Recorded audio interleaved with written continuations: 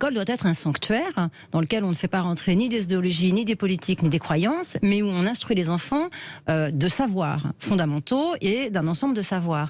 Or, l'idéologie qui est ce qu'on appelle l'idéologie transaffirmative n'a aucun fondement scientifique, n'a aucun fondement biologique. C'est-à-dire qu'il faut bien comprendre qu'il ne s'agit pas, et c'est tout le principe activiste, lobbyiste de ces mouvements, c'est-à-dire qu'il s'adosse sur une cause qui est légitime, qui est la cause de défense des droits des homosexuels et des transsexuels, qui est une cause sur laquelle on est tout à fait d'accord. Il s'adosse sur cette cause-là pour endoctriner, diffuser une idéologie qui est totalement différente, qui porte un autre dogme social. Et cette idéologie, elle part du principe qu'il n'y a pas de réalité du sexe de naissance biologique, qu'il n'y a pas de genre social, il n'y a pas de sexe homme-femme, il n'y a pas de réalité de genre masculin ou féminin, et qu'en fait, il faut s'en remettre à un ressenti, à une émotion personnelle, intérieure, quel que soit l'âge de la personne,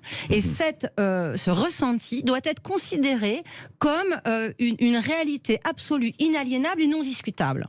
Et ça, on reconnaît ce droit-là à n'importe quelle personne, quel que soit son âge, et je dirais même pire, quel que soit son état de santé.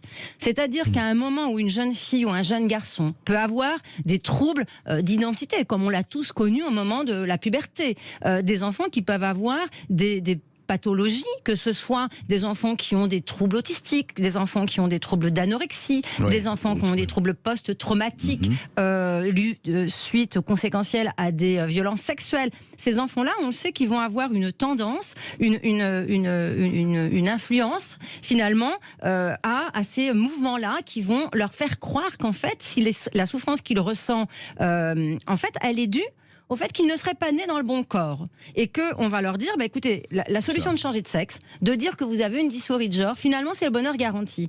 Et ça, c'est extrêmement puissant aujourd'hui. Les systèmes d'influence sont immenses. Ils sont anciens, puisque ça a commencé, comme vous le disiez, il y a 20 ans, dans un certain nombre de pays du Nord et dans un certain nombre de pays du Nord d'Europe. L'idéologie woke, etc. L'Amérique, Canada, États-Unis, absolument. Et aujourd'hui, on a ces conséquences-là en France. Et ce qui est aberrant, c'est qu'au moment même où tous ces pays-là font marche arrière,